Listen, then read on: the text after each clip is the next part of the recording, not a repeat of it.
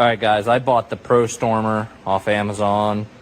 It's a brushless 17-volt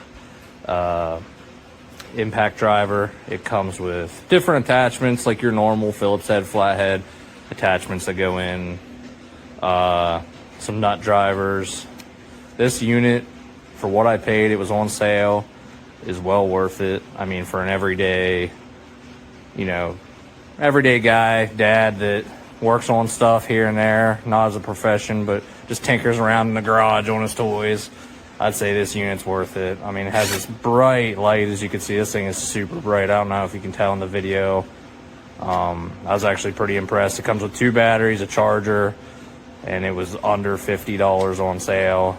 I don't think you can really beat that. Even competitors that sell cheaper tools have a hard time keeping up with that kind of price. So far, I'm in love with it. I'd say give it a shot.